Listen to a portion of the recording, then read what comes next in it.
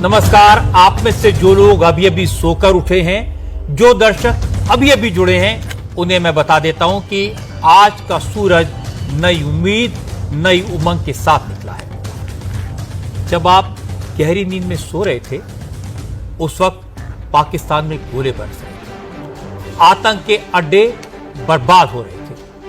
भारत ने पहलगाम हमले का बदला ले लिया है। पाकिस्तान में मौजूद दहशतगर्दी के अड्डों को हमारी फौज ने तबाह कर दिया है, बर्बाद कर दिया। भारत के इस बदले को नाम दिया गया था ऑपरेशन सिंदूर। पहलगाम में पाकिस्तानी आतंकवादियों ने हमारी बहनों बेटियों का सिंदूर उजाड़ा था। आज हमारी फौज ने ऑपरेशन सिंदूर के तहत पाकिस्तान में मौजूद आतंक के अड्डों को मिट्टी में मिला दिया। आधी रात के बाद हमारी फौज ने पाकिस्तान में 100 किलोमीटर तक अंदर जाकर आतंकवादियों के अड्डों को निशाना बनाया, घर में घुसकर मारा। बावलपुर में जैश के हेडक्वार्टर मरकजे सुहानल्लाह को तबाह कर दिया गया है। जैश का यह अड्डा बॉर्डर से 100 किलोमीटर की दूरी पर था। मुरीद के में लश्कर का हेडक्वार्टर है। मुरीद के सामा सेक्टर में 30 किलोमीटर की दूरी पर है। यहां हाफिज सईद का अड्डा था। मरकज़े तैयबा नाम का मदरसा है जिसमें आतंक का पाठ पढ़ाया जाता है। आज के हमले में हाफिज सईद का यह अड्डा नेस्तनाबूद हो चुका है। तीसरा हमला गुलपुर में हुआ, जो एलओसी से 35 किलोमीटर दूर है। इंटेलिजेंस एजेंसीज ने जानकारी दी थी इसी जगह पर पुंछ में 2023 में हुए हमले की साजिश रची गई थी। आतंक के इस अड्डे को भी उड़ा दिया गया।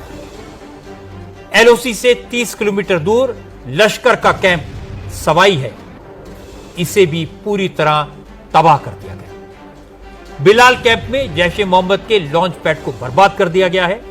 एलओसी से 15 किलोमीटर दूर कोटली कैंप में लश्कर के बम्बर कैंप को उड़ा दिया गया। इंटेलिजेंस ने इस कैंप में कम से कम 50 आतंकवादियों की मौजूदगी की खबर दी थी। एलओसी से 10 किलोमीटर दूर आतंकवादियों के बरनाला कैंप को भी डिस्ट्रॉय कर दिया गया है। इंटरनेशनल बॉर्डर से 8 किलोमीटर दूर जैश ए मोहम्मद के सरजल कैंप को भी तबाह कर दिया गया है, मिट्टी में मिला दिया गया है। और इंटरनेशनल बॉर्डर से 15 किलोमीटर दूर सियालकोट के महमूना में हिजबुल मुजाहिदीन के कैंप को भी उड़ा दिया गया है।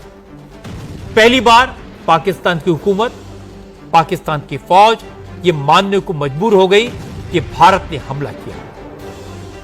उन्होंने माना भारत ने घर में घुसकर मारा है और बहुत बुरी तरह मारा है। पाकिस्तान सरकार की तरफ से जो बयान जारी किया गया उसमें कहा भारत ने पाकिस्तान के एयर स्पेस को वायलेट किया, पाकिस्तान में मिसाइल से हमला किया है।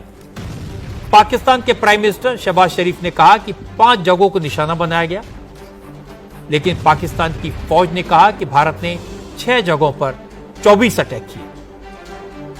भारत के हमले में 60 पाकिस्तानियों की मौत हुई है। पाकिस्तान ने माना कि मुजफ्फराबाद की बिलाल मस्जिद को निशाना बनाया गया। अहमदपुर शरकिया में शुबान मस्जिद पर मिसाइल से अटैक हुआ। डीजी आईएसपीआर की तरफ से जारी बयान में कहा गया कि भारत की तरफ से हुए हमले में 8 पाकिस्तानियों की मौत हुई है। पाकिस्तान की फौज ने कबूल किया है कि सियालकोट में 2 हमले हुए, मुजफ्फराबाद में 7 मिसाइल्स दायर की गई, बहावलपुर के अहमदपुर में 5 पाकिस्तानियों की मौत हुई है। भारत के हमले में 31 लोगों के घायल होने की खबर पाकिस्तान की तरफ से कंफर्म की गई है। हालांकि पता यह लगा कि ऑपरेशन सिंदूर में जैश ए मोहम्मद के कम से कम 30 आतंकवादी मारे गए हैं। शहबाज शरीफ ने कहा कि पाकिस्तान भारत के इस हमले का जवाब देगा। पाकिस्तान के एयरफोर्स को एक्टिवेट कर दिया गया है, लेकिन इससे कोई फर्क नहीं पड़ने वाला क्योंकि हमारी एयरफोर्स, आर्मी और नेवी पूरी तरह अलर्ट है। अमृतसर और जम्मू कश्मीर के एयर स्पेस को बंद कर दिया गया है।